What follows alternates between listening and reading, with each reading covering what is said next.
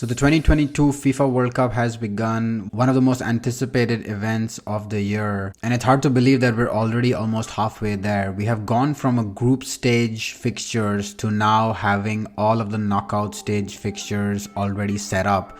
So I'm going to explain to you in this video, how did we go from a group stage to a knockout stage fixture? What exactly happened? I'm going to explain to you the format that each of the teams followed and who qualified for these knockout stages. But before we begin, make sure to subscribe to our channel for more engaging content.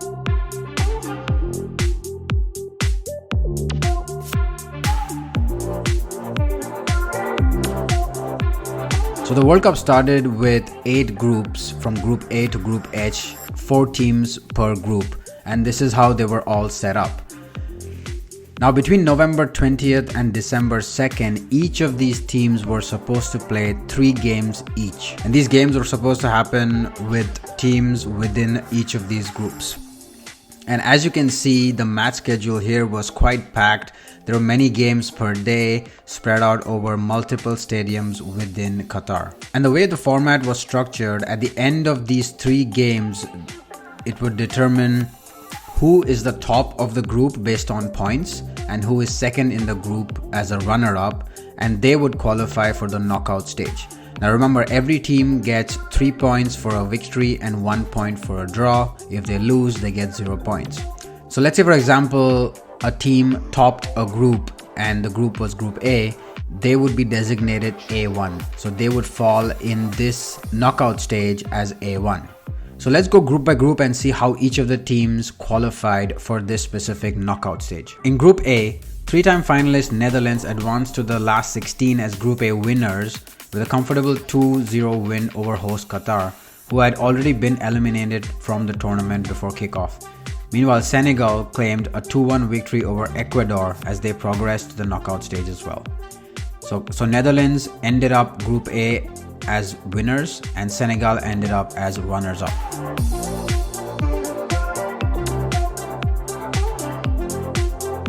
In Group B, England comfortably cruised through the last 16 with a 3-0 victory over Wales, who finished bottom of the group.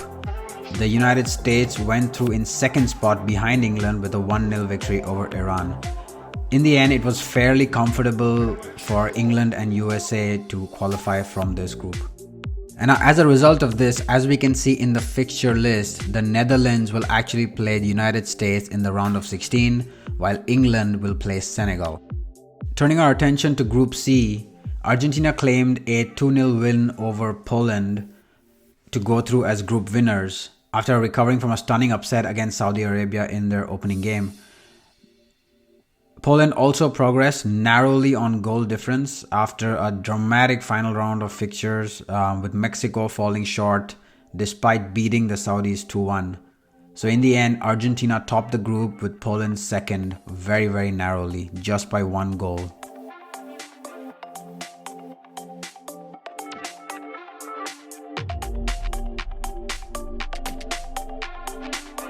Turning our attention to Group D, defending champions France had already clinched progression to the knockout stage after winning their opening 2 games. They finished top despite a defeat to Tunisia in the last game. That win was not enough to send the North African side through, however, as Australia beat Denmark 1-0, having Australia finish as runners-up in the group. So in the end, France won the group because of goal difference and Australia finished second. And this meant that Argentina would face Australia in the round of 16, whereas France would face Poland in the round of 16.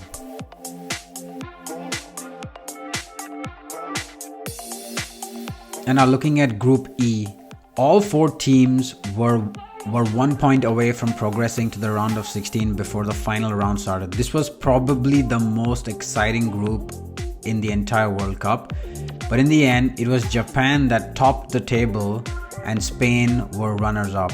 Japan came from behind to beat Spain on the last day and dumped out 4 times winners Germany, even though Germany beat Costa Rica 4-2 on the final day.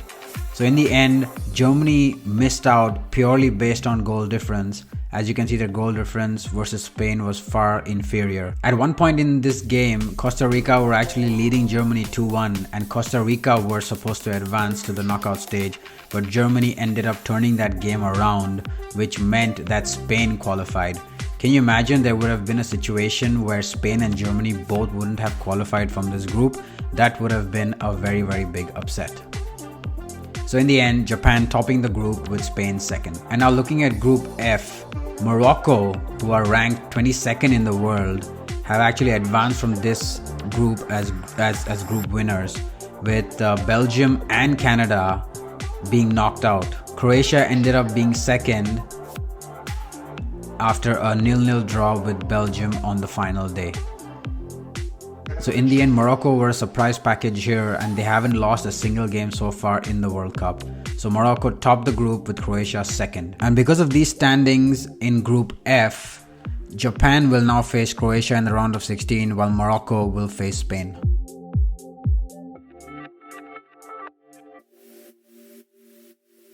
Turning our attention to Group G, Brazil and Switzerland in the end ended up winning 2 games each and progressing through this group. Brazil did lose a game, and so did Switzerland, but it wasn't enough to knock them from the group. Brazil end up as group winners on goal difference, just 1 goal between them and Switzerland in the end. And this is going to be critical because Brazil will end up facing a slightly weaker team in the knockout stages. But yeah, Brazil progress as group winners and Switzerland second.